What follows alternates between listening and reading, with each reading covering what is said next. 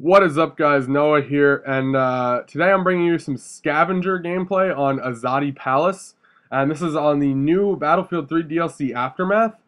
And right off the bat, I gotta say that the maps are really, really awesome. I've only played a little bit of it. I've played about 3 of the 4 maps, but the maps I did play are really, really cool. The thing about them is they're not long, like they're not huge as in like Armored Kill big, or Caspian Border big. They're more Grand Bazaar-ish, they feel a lot like Back to Karkan too. The maps are insanely vertical. As you can see, right as I spawn in here, I just go straight up a huge staircase to cap B. I mean, it is just like, these maps are basically like a tower. Like, they are really, really vertical. You will always have the upper ground on your enemy, or higher ground rather, and that's not a bad thing. Like I said, these maps play out really, really cool.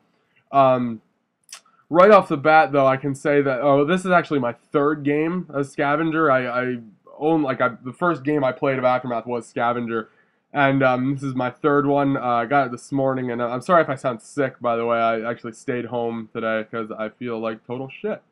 But a scavenger, basically, if you don't know what it is, you start off with a pistol, and guns are scattered throughout the map, and you pick them up, and they have very limited ammo. As you can see, picked up a G53, and it only has about 2 clips worth of ammo in it.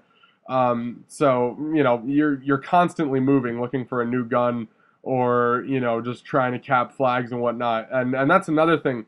Because there are a lot of capture points and you are constantly moving, these games go by quick. Scavenger, this gameplay is only about 5 minutes, and that's about how long the other 2 games that I played were. They are fast, fast, fast. I mean, I go 13-2 in this gameplay, and you may be thinking, that's okay, I guess. It's not that great. But again, these games are fast as fuck. I spend most of the time.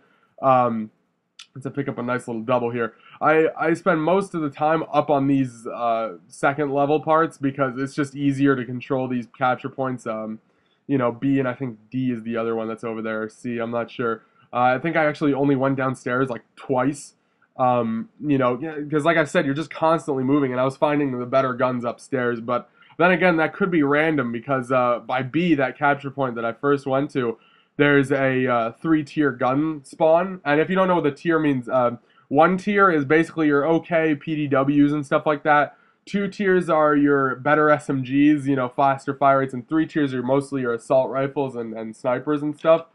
But there's a 3-tier spawn by by B cap point, and one time it spawned a Scar, and then another time it spawned a Tar. So it's pretty interesting. I'm pretty sure that the spawn points are all random in terms of what they spawn each time. I'm sure they're there in the same place, but they spawn different things.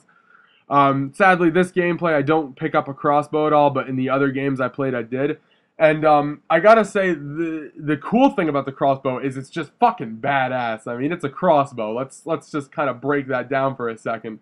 You're fucking running around with a homemade crossbow, and it's just cool. But the downside to it is the sound is a little disappointing, to say the least. When you shoot it, it's kind of like, I mean, you could say, what is this crossbow supposed to sound like? But, I mean, in every game I've played with a crossbow, it's always had this, like, bolt kind of like, puh, it's always had this shot to it. And in this, it's kind of dinky sounding, like it's a toy almost, but it does fucking tons of damage. The experiences I've had with it, it's been a one-shot, and here, as you can see, I run up, and there's a G53 there, but before there was a Scar. I'm sorry, I got the guns wrong. But yeah, so it's definitely random spawn points with the guns. But like I said, the maps really are very cool. They do play, or look a lot like Back to Karkan, but Back to Karkan maps are really cool. I think they're a little bit smaller than Back to Karkan, but they're, again, a lot more vertical. So it's like the size isn't in how... like the perimeter of the map, the size is in the height of the map. So that's where you're going to find a lot of the fun in this game. If you were a fan of close quarters, I think you're going to like this. And if you weren't a fan, you'll probably still like this because this has vehicles and stuff. Like I said, I've only played Scavenger, and because it's early in the morning, and I'm pretty sure DICE just released the servers for these to be out. There aren't a lot of servers there. I found 2 Scavenger servers, but then again, these just got released, so I just had good timing on my part. I'm gonna go back on after this commentary, hopefully get a Conquest gameplay for you guys. Later today, though, Far Cry 3 is gonna be delivered to my house, and I am gonna be doing some stuff with that. Excuse me. I'm gonna be doing some map making tutorials, like how to make caves and different stuff like that, because it is a little bit odd on how to do it. But I'm gonna refine it and I'll show it to you guys. Hopefully, find an easy way to do it. But as you can see, guys, the game ended. I got 13-2 with 2009 points, I believe, or something like that. But leave a like if you enjoyed, and yeah, thank you for watching, and peace out, guys.